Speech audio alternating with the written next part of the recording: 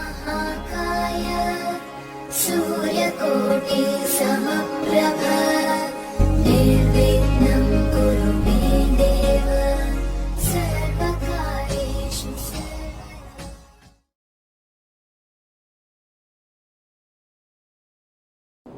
मेरे बहुत ही प्रिय और बेहद सम्मानित साथियों, हृदय की गहराइयों से अभिनंदन, बहुत बहुत हार्दिक स्वागत है। साथियों, आमतौर पर जो तलाकशुदा व्यक्ति है वो अपने लिए जब जीवन साथी की तलाश करता है तो बट ऑब्वियस सी बात है कि वो एक ऐसे जीवन साथी का तलाश करता है जो कि उसी की तरह तलाकशुदा हो।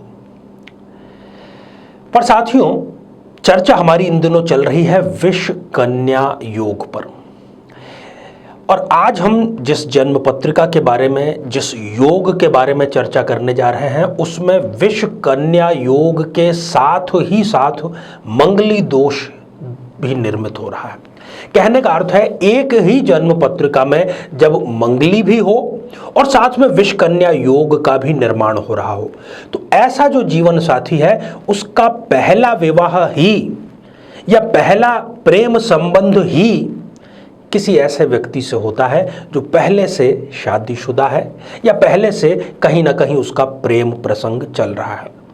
कहने का अर्थ यही है कि जो विष कन्या योग का जातक या जातिका है, जिस विष कन्या योग की आज हम चर्चा करने जा रहे हैं, वो योग व्यक्ति को एक ऐसी स्थिति में डाल देता है कि उसका जो भावी दाम्पत्य जीवन है वो किसी के संबंध टूटने पर निर्भर करता है। तो साथियों, इस पर हम चर्चा करें इससे पहले एक बेहद ज़रूरी सूचना कि हम हमारे प्रत्येक एपिसोड के अंत में किसी न किसी जातक के प्रश्न का उत्तर देते हैं और ये प्रश्न हमें प्राप्त होते हैं आप लोगों के ही द्वारा YouTube कमेंट के माध्यम से। साथियों, अपना जब भी आप कमेंट लिखें तो उससे पहले #आचार्य चंद्रकांत इस शब्द का प्रयोग ज़रूर करें और साथ ही बेहद आसान सा प्रश्न जो इसी एपिसोड से संबंधित है, इसी एपिसोड के अंत में आपसे पूछा जाएगा, उसका सही उत्तर साथ में लिख करके ज़रूर भेजें। साथियों, ये एपिसोड निर्मित करने का हमारा बिल्कुल ही विशुद्ध उद्देश्य ये है कि यदि आप अपने बच्चों के लिए या आप अपने स्वयं के लिए विवाह के उद्देश्य से कुंडली मिलान करने जा रहे हैं तो आपको इन चीज़ों की जानकारी हो ताकि आप जीवन में जो आगे का दाम्पत्य जीवन है उसमें आने वाली परेशानियों से बच सके। आइए साथियों, जन्म पत्रिका के माध्यम से इस स्थिति को समझने का प्रयास करें। साथियों, ये आप स्क्रीन पर जो जन्म पत्रिका देख पा रहे हैं ये खाली जन्म पत्रिका है। किसी भी लग्न की हो सकती है, किसी भी व्यक्ति की हो सकती है, स्त्री की हो सकती है, पुरुष की हो सकती है। यहाँ पर 2 शर्तें कंप्लीट होना जरूरी है। सबसे पहली शर्त कि इस जन्म पत्रिका के लग्न भाव में मंगल देव विराजमान हो। मंगल देव यदि यहाँ पर विराजमान है तो उन्होंने कुंडली जो है उसको बना दिया एक मंगली कुंडली। दूसरी शर्त कि जो पंचम भाव है जिससे कि हम प्रेम संबंधों के बारे में जानने का प्रयास करते हैं, यदि वहां पर सूर्य देव विराजमान हो जाएं तो ये दोनों स्थितियां एक साथ मिलकर के इस जातक या जातिका की कुंडली में विष कन्या योग का निर्माण कर देते हैं। अब ये जो जातक या जातिका है इसका प्रथम विवाह ही किसी ऐसे व्यक्ति, किसी ऐसे स्त्री या पुरुष के साथ में होता है जो कि पहले से किसी संबंध में एंगेज्ड रहता है। साथियों, इसकी हम विशेषताओं पर एक बार चर्चा कर लेते हैं ताकि चीजें टैली हो सके। केवल ग्रहों की स्थितियों से किसी निष्कर्ष पर नहीं पहुंचा जा सकता। साथियों, जब भी ऐसी स्थिति जिसकी हमने चर्चा की वो किसी जन्म पत्रिका में यदि होती है तो उसके चेहरे पर किसी न किसी प्रकार के कट का निशान जरूर होता है। वो चेहरे के किसी भी हिस्से में हो सकता है परंतु वो एक परमानेंट कट का निशान होता है। ऐसा व्यक्ति जरूरत से ज्यादा क्रोधी होता है, हर बार वो निश्चय करता है कि मैं आगे से क्रोध नहीं करूंगा, परंतु उसका स्वयं के ऊपर कोई वश नहीं रह जाता है। यदि उसके शारीरिक गठन की चर्चा की जाए तो गठीला और आकर्षक व्यक्तित्व का धनी उसको मंगल लग्न में रह करके बनाता है। आंखें जो है वो चेहरे का एक विशिष्ट आकर्षण होती है। एक आंखों में खिंचाव होता है कि ये जो आंखें हैं ये कुछ अभी बोल पड़ेगी, इतना सुंदर उसमें आकर्षण होता है।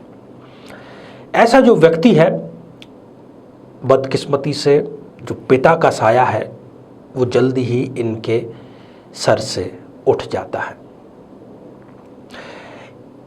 ऐसा व्यक्ति यदि झूठ भी बोल रहा है तो वो इतनी कलाकारी से, इतने मंझे हुए तरीके से बोलेगा कि आप उसके झूठ को भी सच मान करके विश्वास कर बैठेंगे।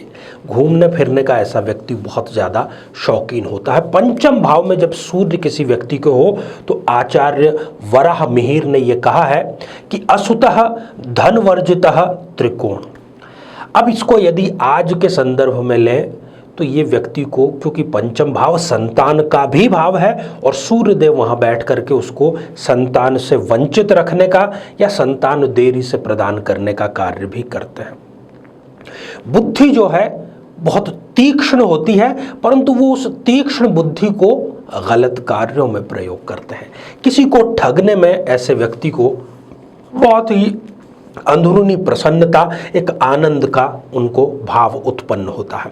धन संग्रह की इनको ललक होती है और केवल ये व्यक्ति आज में जीने का कार्य करता है कि जितना एंजॉय करना है आज कर लें, जितने मज़े करने हैं आज कर लें। कल के बारे में वो कोई विशिष्ट संग्रह नहीं करता और जो उनका संग्रहित धन है भी वो उसका उपयोग नहीं कर पाते, कोई और ही उसका उपयोग करता है, जिसको कि हम दूसरी भाषा में कहें तो धन का वो नाश कर बैठता है।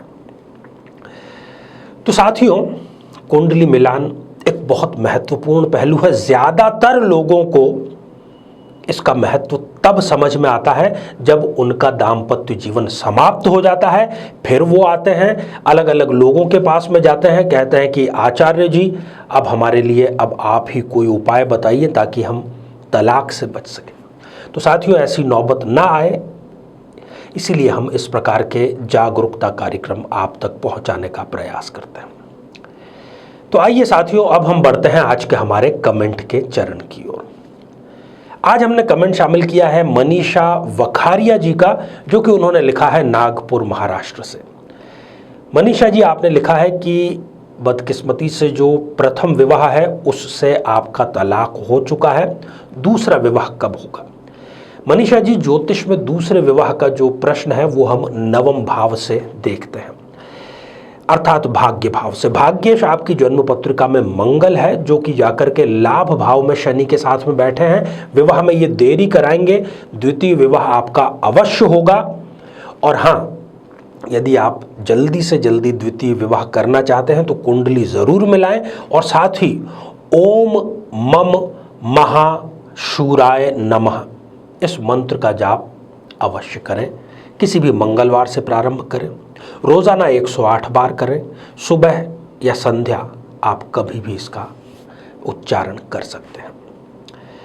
तो आइए साथियों, अब आज का बेहद ही आसान सा प्रश्न। आज हमने चर्चा की मंगली की, आज हमने चर्चा की विषकन्या योग की।